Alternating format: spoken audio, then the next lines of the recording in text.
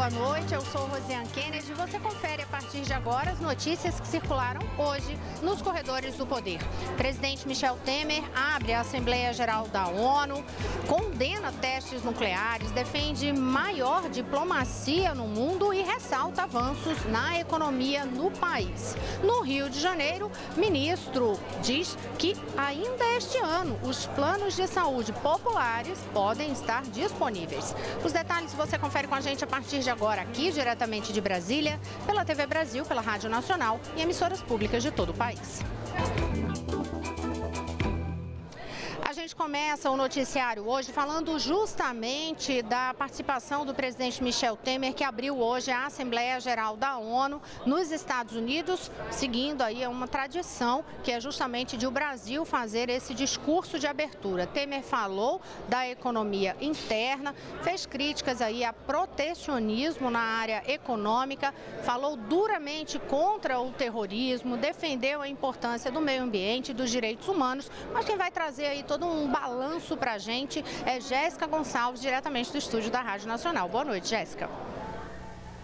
Oi, Rosiane, boa noite. No discurso de abertura da Assembleia Geral da ONU, o presidente Michel Temer falou sobre paz e segurança. Condenou os recentes testes nucleares na Península Coreana, que, segundo ele, constituem uma grave ameaça ao mundo, e pediu uma solução pacífica para a questão. Temer lembrou que nesta quarta-feira, ainda em Nova York, vai assinar, junto com outros 25 países, a ratificação do Tratado para a Proibição de Armas Nucleares. Ele continua na cidade até amanhã, onde cumpre extensa agenda de reuniões bilaterais. O presidente brasileiro também pediu a ampliação do Conselho de Segurança da ONU e falou sobre terrorismo. Citou localidades onde houve recentes ataques, como em Barcelona, que sofreu um atentado em agosto, e pediu união no combate à ameaça terrorista. De Barcelona a Cabul, de Alexandria a Manchester, reiteradas manifestações e violência covarde não nos deixam esquecer o mal do terrorismo. É mal que se alimenta dos fundamentalismos e da exclusão, a que nenhum país está imune. A União se impõe ainda mais em face da capacidade do terrorismo de adaptar-se aos tempos e aos terrenos. Não seremos acuados pelo terror, nem permitiremos que ele abale a nossa crença na liberdade e na tolerância. Temer ainda falou na abertura da Assembleia Geral da ONU sobre sustentabilidade e afirmou que o desmatamento na Amazônia reduziu mais de 20% no último ano, segundo os últimos dados, e destacou que o desenvolvimento sustentável é prioridade. Meu país, e é com satisfação que o digo, está na vanguarda do movimento em direção a uma economia de baixo carbono. A energia limpa e renovável no Brasil representa mais de 40% de nossa matriz energética, 3 vezes a média mundial. Somos líderes em energia hídrica e em bioenergia. O desmatamento é questão que nos preocupa, especialmente na Amazônia. Nessa questão, temos concentrado atenção e recursos. O presidente Michel Temer falou também sobre as reformas que o governo tem implementado no Brasil. Disse que, com elas, a crise econômica está sendo superada e o equilíbrio fiscal resgatado. Estamos resgatando o equilíbrio fiscal e, com ele, a credibilidade da economia.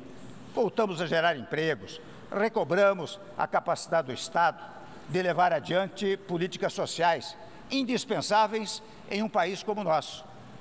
Aprendemos e estamos aplicando na prática esta regra elementar.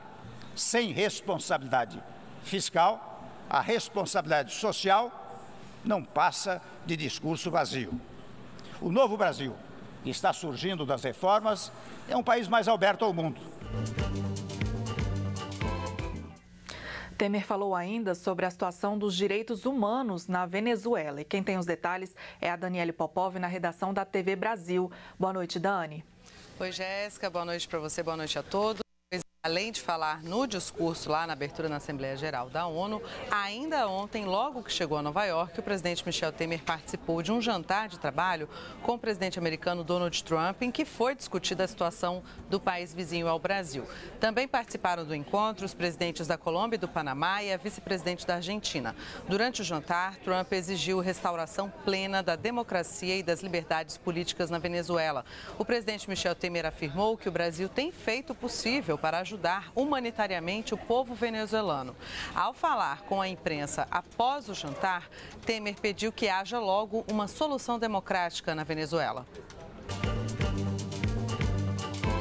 O Brasil tem feito o possível para ajudar humanitariamente. Vocês sabem que nós acabamos mandando remédios, medicamentos lá para a Venezuela, e de outro lado a questão política, que é uma questão que cabe ao povo venezuelano. Mas evidentemente, na opinião de todos os participantes do jantar, é preciso que logo haja uma solução democrática na Venezuela. O presidente afirmou ainda que não foram definidas ações com relação à Venezuela, mas que os países querem continuar o que ele chamou de pressão diplomática para resolver a situação do país. Sobre a possibilidade de impor sanções à Venezuela, Michel Temer confirmou que isso não foi discutido efetivamente. Já Donald Trump reafirmou que a situação atual na Venezuela é insustentável e denunciou a ditadura imposta por Nicolás Maduro, que provoca miséria e sofrimento, segundo ele. Juan Manuel Santos, presidente da Colômbia, disse ao presidente americano que a América Latina não apoiaria qualquer tipo de intervenção militar na Venezuela. O presidente colombiano afirmou estar profundamente preocupado com o que acontece na Venezuela e que o maior interesse é defender o povo venezuelano, que seus direitos sejam respeitados e que a democracia seja restaurada. E falando ainda sobre ONU, mas agora sobre o discurso de Donald Trump, do presidente dos Estados Unidos, quem tem mais informações é a Carolina Pimentel, da Agência Brasil. Carol, boa noite. Boa noite, Dani. Bem, é a primeira vez que o presidente Donald Trump participa da Assembleia Geral da ONU e ele fez um discurso incisivo contra a Coreia do Norte. O presidente Donald Trump disse que se a Coreia do Norte não desistir de seu programa nuclear, os Estados Unidos não terão outra escolha a não ser destruir totalmente o país.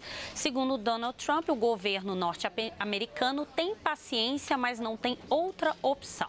O presidente dos Estados Unidos chamou o regime norte-coreano de depravado e responsável pela morte, opressão, tortura e prisão de muitos cidadãos do país. Ele afirmou que a busca da Coreia do Norte por armamento nuclear é irresponsável e ameaça o mundo inteiro. O presidente dos Estados Unidos pediu também que as Nações Unidas pressionem os países a pararem de financiar o programa nuclear da Coreia do Norte. Ainda falando sobre Nações Unidas, o secretário-geral da ONU, Antônio Guterres, reforçou que não vai tolerar qualquer abuso sexual cometido por funcionários da organização. Bem, a ONU fez uma reunião de emergência para discutir esse assunto, principalmente porque representantes da ONU têm imunidade e muitos casos de abuso acabam não sendo investigados ou punidos. O secretário anunciou a criação do cargo de defensor dos direitos das vítimas da ONU, que será ocupado pela australiana Jane Connors. De acordo com a organização não governamental Code Blue, há centenas de casos de abuso e exploração sexual cometidos por integrantes das forças de paz das Nações Unidas contra pessoas vulneráveis em diversos países. Eu volto com você, Rosiane. Obrigada, Carolina Pimentel. E outros detalhes desta cobertura inteira sobre a Assembleia Geral da ONU você pode conferir no site agenciabrasil.abc.com.br. Agora a gente vem aqui para a pauta do Congresso Nacional, porque é uma expectativa grande em relação à reunião de amanhã da CPI da JBS, que é quando será votado o plano de trabalho desta comissão. Eu estou aqui ao lado já de Orlando Lourenço, porque além da expectativa de votar o plano de trabalho, tem também a expectativa sobre os requerimentos que vão ser votados. Eu acabei de olhar, inclusive, lá, viu, na página da CPI, Orlando, já tem 178 requerimentos. A pergunta é, vão ser convocados para depor agora os empresários da JBS? Boa noite. Boa noite, Josiane, telespectadores. A ideia do relator é não ouvir os irmãos batistas nesse primeiro momento. É ouvir outras pessoas que participaram de delações, que foram envolvidas, e só depois que ele tiver certeza que os irmãos batistas realmente falaram a verdade ou mentiram, é que ele vai pedir a convocação. Então, nesse momento, eles vão aprovar o roteiro de trabalho, em seguida eles vão ouvir outras pessoas, vão aprovar alguns requerimentos, vão ouvir outras pessoas, e só mais para frente o deputado Carlos Marum quer ouvir os irmãos batistas. Vamos ver o que disse o deputado Carlos Marum, que é o relator da CPI da JBS. A palavra deles não tem consistência e não tem credibilidade. Então, o que eles têm que apresentar é provas. As provas que eles apresentarem, desde que não tenham sido obtidas de forma ilícita, que continuem valendo. Agora, dizer que você pode confiar na palavra de gente que já se comprovou tão sem credibilidade, eu a princípio discordo. Por isso não quero chamá-los agora, quero chamá-los futuramente, quando já tivermos reunido um arcabouço suficiente de informações que permitam um interrogatório mais eficiente em relação a eles.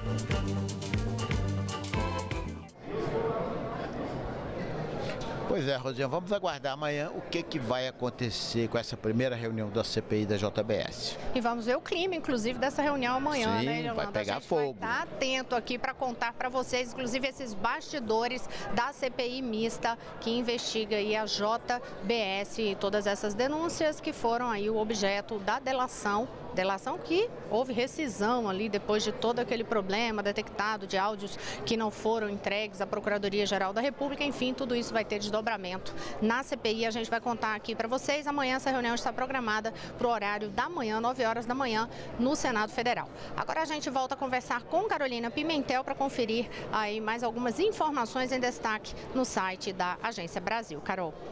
Bem, Rosiane, a Polícia Federal, em conjunto com o Ministério Público Federal e a Controladoria Geral da União, fez hoje 2 operações simultâneas na Bahia para investigar fraudes em licitações e na execução de serviços de limpeza nas cidades de Aracatu e Palmas de Monte Alto, entre 2014 e 2017.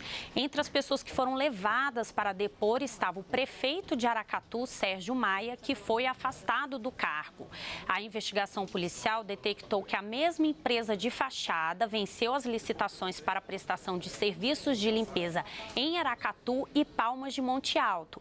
E muitos funcionários contratados eram, na verdade, funcionários fantasmas. Segundo a Polícia Federal, cerca de R$60 mil em espécie foram apreendidos nas operações de hoje. Rosiane. Carolina Pimentel, outro assunto que está em destaque aí na agência é uma pesquisa que foi divulgada hoje, encomendada pela CNT, a Confederação Nacional do Transporte, que diz respeito aí à avaliação do governo Michel Temer e também em relação a temas que estão frequentemente no noticiário no país, né? É sim, Rosiane. A pesquisa é da Confederação Nacional do Transporte com o Instituto MDA, que faz uma avaliação do governo e, de acordo com a pesquisa, 3,4% dos brasileiros entrevistados consideram positivo o governo do presidente Michel Temer. 75,6% avaliam como negativo. Para 18% dos entrevistados, o governo é regular e 3% não responderam ou não souberam opinar.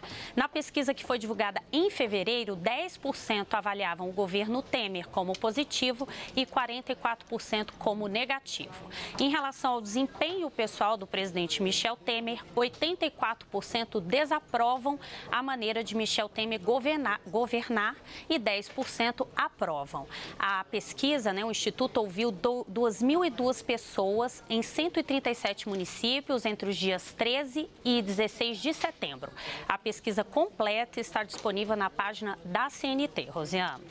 Obrigada, Carolina Pimentel. No próximo bloco, você confere com a gente informações sobre inscrições já disponibilizadas pelo MEC e também os detalhes sobre a perspectiva de ainda este ano estarem disponíveis no país os planos de saúde populares. Daqui a pouquinho eu volto já.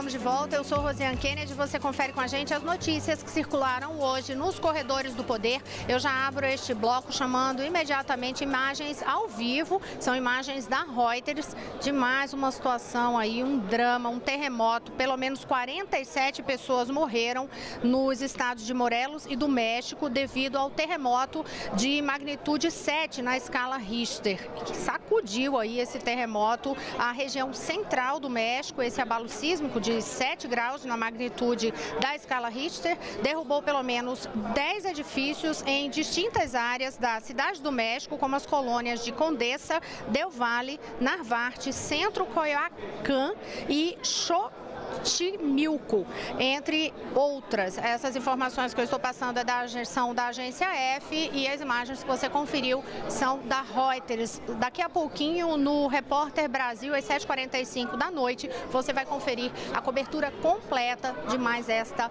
tragédia este ano. Agora, voltando aqui para o noticiário nacional, a gente conversa com Daniele Popov a respeito de uma declaração feita hoje pelo ministro da Saúde, Ricardo Barros, que aí trouxe a expectativa de ainda este ano, Dani, serem aí disponibilizados aqueles planos de saúde populares? Exatamente, Rosiane. O início dessa comercialização depende da conclusão de uma análise técnica da ANS, a Agência Nacional de Saúde Suplementar, sobre a flexibilização da regulamentação de planos de saúde. Foi o que informou, então, o ministro da Saúde, Ricardo Barros, hoje.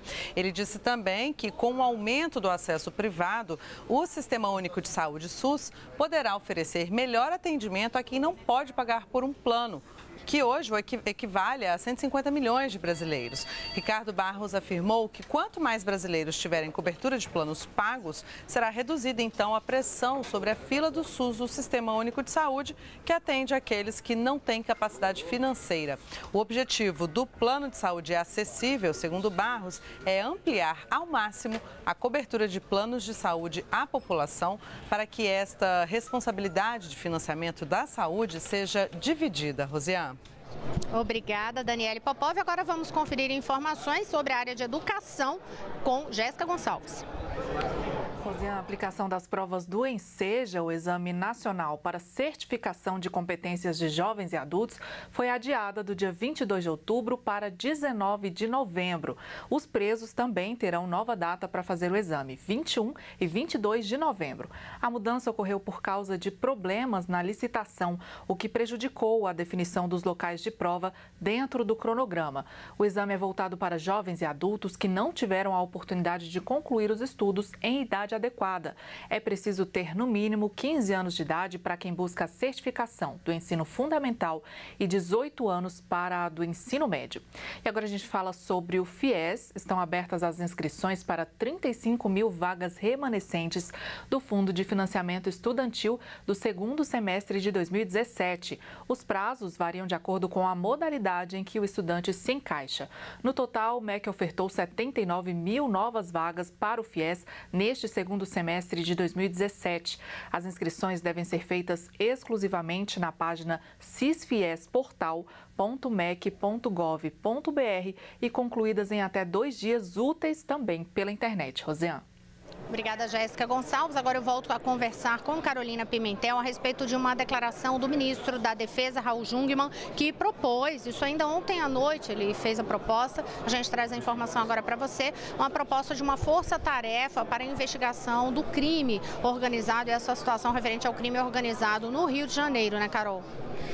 Rosé, o ministro da Defesa, Raul Jungmann, disse que vai apresentar essa proposta à Procuradora-Geral da República, Raquel Dodge, para a criação de uma força-tarefa para atuar em investigações que identifiquem aí a ação de agentes públicos do Rio de Janeiro que estariam aí colaborando com o crime organizado. Raul Jungmann disse que essa força-tarefa terá como missão identificar, denunciar e processar agentes públicos que estejam envolvidos com o crime organizado no Rio de Janeiro. De acordo com o ministro, a força-tarefa deverá ser composta por integrantes da Justiça Federal, do Ministério Público Federal e da Polícia Federal. Ele também garantiu que as Forças Armadas vão continuar atuando aí na segurança do Rio de Janeiro até o fim do governo do presidente Michel Temer. Rosiane. Obrigada. E já que a gente está falando de Rio de Janeiro, obviamente eu tenho que chamar Maurício de Almeida na redação da TV Brasil, no Rio, justamente por causa dessa situação toda que o Rio vem enfrentando em relação à segurança pública. Atualiza esse quadro para a gente hoje. Como é que está, Maurício? Boa noite. Boa noite, Rosiane. Hoje foram realizadas operações em 6 comunidades no Rio de Janeiro. A maior operação de todas aconteceu na Rocinha, onde desde domingo traficantes estão em guerra pelo controle do tráfico de drogas naquela região. 4 pessoas já morreram. Eu estive hoje cedo lá na comunidade da Rocinha e o clima é de grande apreensão. Tanto que agora há pouco, notícias que chegam da Rocinha indicam que o comércio fechou as portas mais cedo, com medo de novos tiroteios na comunidade. Por enquanto, hoje, não teve nenhum tiroteio registrado na comunidade. E o secretário de Segurança Pública do Rio de Janeiro, Roberto Sá, hoje admitiu que a polícia falhou quando soube que poderia acontecer uma invasão na favela da Rocinha e não agiu para reforçar a segurança. O Serviço de Inteligência da Polícia Militar tinha indicado que existia essa suspeita de um traficante tentar invadir a Rocinha para assumir o controle da venda de drogas no local. E a polícia não reforçou a segurança e domingo foi um dia de grande tiroteio. O secretário de Segurança admitiu essa falha e voltou a afirmar que trabalha de forma integrada com o governo federal, em parceria com o ministro da Defesa, Raul Jungmann, e em contato permanente com o comando do Exército aqui no Rio de Janeiro. E caso seja necessário, o secretário de Segurança diz que vai acionar as Forças Armadas. Só que o Comando Militar do Leste já informou que está faltando dinheiro. Mas o ministro da Defesa, Raul Jungmann, garante que tem verba e a operação não vai ser prejudicada aqui no Rio de Janeiro. Rosiane. Maurício, agora eu sei que você vai monitorar isso a semana inteira, vai atualizar as informações aqui ao longo da semana, mas deixa eu aproveitar para saber de uma outra história aí do Rio de Janeiro. Também aquela situação do ex-governador do Rio, Antony Garotinho. Ele tinha recorrido, né, em relação àquela prisão. Teve decisão em relação a isso, né, Maurício? Teve sim, Rosiane. Na semana passada, na última quarta-feira, nós mostramos aqui no Corredores do Poder que o ex-governador Antony Garotinho foi preso depois de ter sido condenado por fraude eleitoral. O juiz que condenou o Garotinho disse que ele estava atrapalhando o andamento do processo, tentando coagir testemunhas. Por isso, a prisão era necessária. Ele está em prisão domiciliar no município de Campos. E agora, o Tribunal Regional Eleitoral, que é a segunda instância da Justiça Eleitoral, julgou um pedido de habeas corpus feito pela defesa de Antony Garotinho. Por unanimidade, o Tribunal Regional Eleitoral manteve a prisão de Antony Garotinho, ou seja, ele vai continuar usando tornozeleira eletrônica e ficará preso no seu domicílio, na residência eleitoral que ele tem em Campos, no norte fluminense.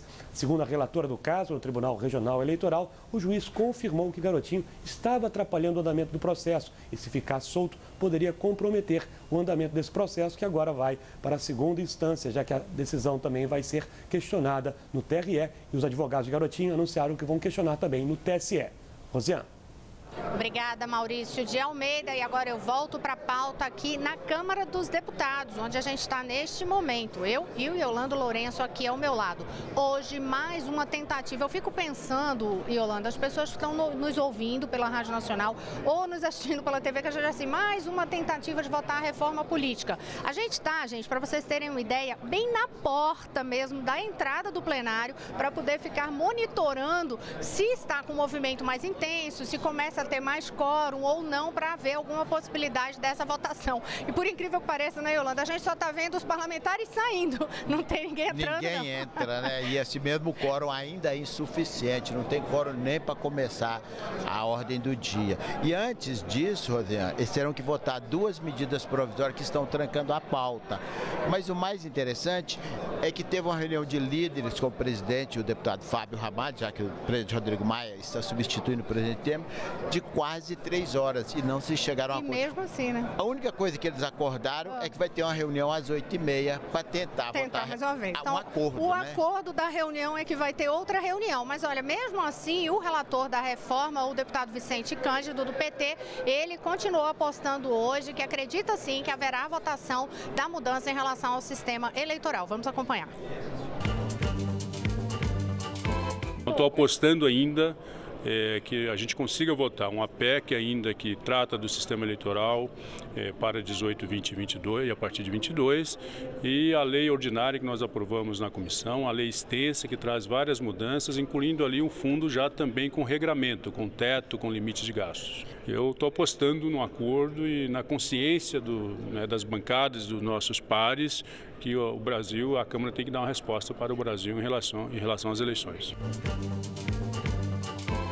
Esse otimismo, no entanto, não ocorreu entre outros parlamentares, né? O que é que diz Beto Mansur?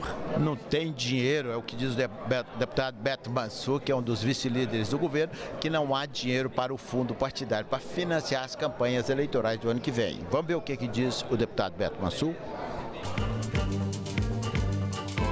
Acho muito difícil aprovar a proposta de fundo público no momento econômico em que o Brasil está vivendo. Eu entendo que se nós fizermos o término da coligação para 2020 e cláusula de barreiras agora para 2018, é o que será possível ser votado e, logicamente, no próximo governo que vier, vai aprovar algo mais amplo ou até o ano que vem nós podemos discutir algo mais amplo para 2020 e 2022.